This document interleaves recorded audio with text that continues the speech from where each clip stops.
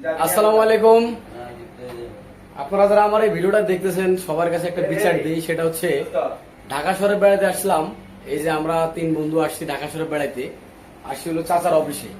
এই হলো চাচার অফিস। তো চাচা আসার পরে বললাম চাচা খিদে লাগছে, যেহেতু এখন দুপুর 2টা-2:30 বাজে। চাচাটা বললাম যে আমাকে খাওয়াইতে।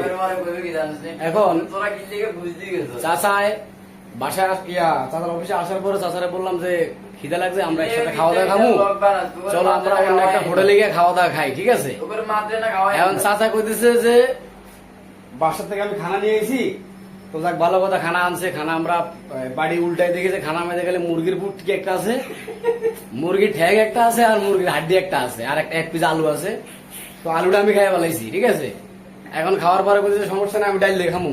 তা আমি বললাম যে আমরা তো আর 3 জন লোক আছি, আমরা কি খামু?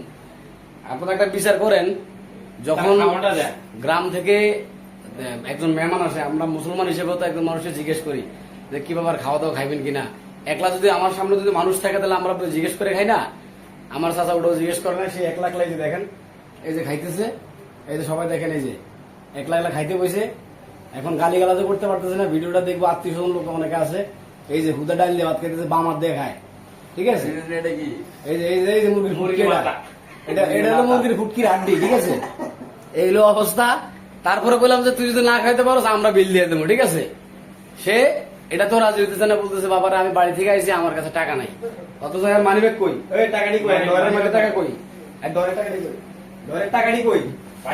এই যে ডরের থেকে আমরা টাকা লই লইছি, এই যে দেখেন 1 লাখ টাকার 2টা বান্ডেল। এখান থেকে সে যদি আমাকে একটা নোট বাইর করে আঙ্গুরে খাওয়ায়, আমরা খাইতে পারবো না?